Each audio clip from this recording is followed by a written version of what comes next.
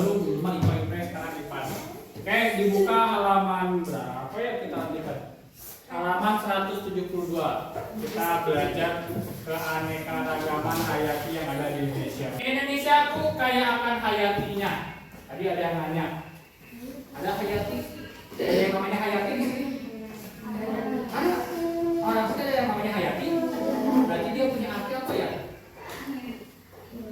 Hayati itu kan hidup. Nah, nanti hayati itu dibagi dua, ada flora, ada fauna.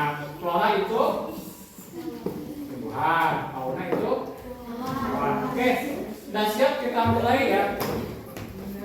Nah, kita belajar hari ini. Nah, fokus ya, fokus. Kita belajar hari ini tujuan kita belajar hari ini. Kita harus bisa memahami keanekaragaman hayati yang ada di Indonesia beserta persebarannya. Ya, di Indonesia itu ada apa aja sih? Ada binatangnya binatang apa aja? Hewannya hewan apa? Terus ada di mana saja? Kita harus tahu ya. Jangan gini, Pak, di Indonesia itu binatangnya onta, adanya di Jakarta. Jangan sampai seperti itu anak kelas 5 SD. Salah itu. Onta itu binatang haram. Karena yang ada di Timur Tengah. Indonesia bisa hidup nggak? Bisa. Tapi kan itu bukan belajar kita ya. Kita belajarnya keanekaragaman hayati beserta persebarannya yang ada di Indonesia. Terus yang kedua, mampu mengidentifikasi keanekaragaman hayati yang ada di daerahnya. Misalnya di kita nih. Di kita itu punya apa sih? Tumbuhannya apa ya yang menjadi tumbuhan khas daerah kita? Di dekat rumah kita ada nggak? Ada. Contohnya apa?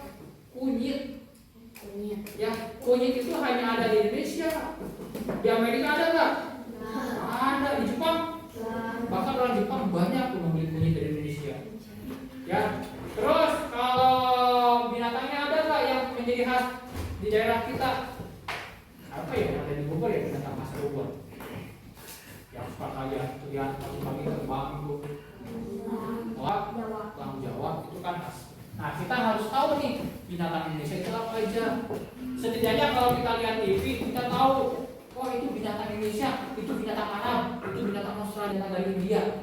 Ya, jangan hanya lihat kebo, gajah. Tapi kita tidak tahu yang seperti itu ya. Kamu udah pintar kita tahu semua. Oke, yang ketiga, mampu memberikan contoh tindakan sederhana untuk menjaga keanekaragaman flora dan fauna yang ada di Indonesia. Kita jangan sampai flora dan fauna kita itu cepat punah, cepat hilang. Harus kita jaga. Ya, kenapa harus kita jaga? Ini sumber makanan, sumber kehidupan. Pernah makan nasi padang? Enak? Enak. Itu yang ada di nasi padang apa sih? Ada nasi, ada daun singkong, ada rendang, ada nangka. Ya, di situ berarti ada apa aja? Kertas nasi. Ada flora dan fauna di situ. Iya kan? Floranya apa? Daun sampel, ya kan? Daun singkong, nasi. Terus apa lagi? Sayur nangkanya, itu kan flora. Faunanya apa? Ada yang suka rendang, daging ayam. Nah, kalau flora dan fauna itu hilang, kita bisa makan nggak? Enggak. Mau makan karet? Atau mau makan babi? Enggak, makanya harus kita jaga. Oke, ada pertanyaan sampai sini? Lanjutnya pakai tombol mana? Oke, ya. Nah, harimau Sumatera yang di laptopnya silakan. Harimau Sumatera, Komodo, Anoa, burung, burung cendrawasih, dan Rafflesia memiliki keistimewaan karena ya.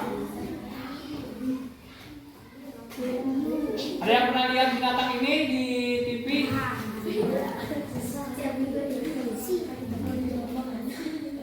Ada yang pernah lihat nggak? Pernah. Oke. Orang Jawa pernah lihat? Kayak lagi. Nah, siap? Balapan ya. Kalian dikerjakan di laptop. Siapin sendiri di depan. Ayo, siap. Pertanyaan pertama, mulai.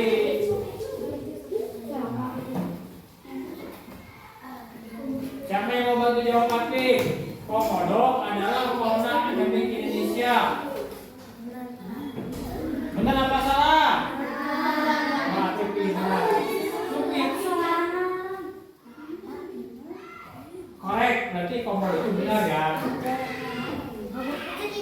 Ya, selanjutnya pertanyaan keempat. Nah, pertanyaannya adalah termasuk saya atau pelabihan apa aja? Bentar. Jawabannya Sulawesi dan Nusa Tenggara Barat. Pertanyaan kelima, ayo siapa lagi yang mau maju? Silvi, ayo, boleh. Jalan aja, mereka kan terakhir. Nah, berikut adalah penggunaan dari Indonesia yang ada di daerah Australis. Jawabannya apa? Jawabannya yang keempat sama semua. Oh. Oke, terima kasih. Salah satu kelompok yang pojok. Betul semua. Oke, kita lanjut. Terakhir. Nih kita refleksi ya. Oke. Bukan refleksi. Kita ke bawah dulu, tekan tombol home ke refleksi. Ini setiap langkah kecil seperti mengurangi penggunaan plastik, terus menanam pohon, menghemat penggunaan kertas, itu memberikan dampak besar. Ya, siapa yang suka buat mainan dari kertas, buat pesawat, buat nah, berarti mulai hari ini kita sudah belajar itu berarti kurangi penggunaan kertas yang tidak berguna. Kalau ada pertanyaan, mari kita duduk, rapikan kembali bukunya, kita siap-siap pulang.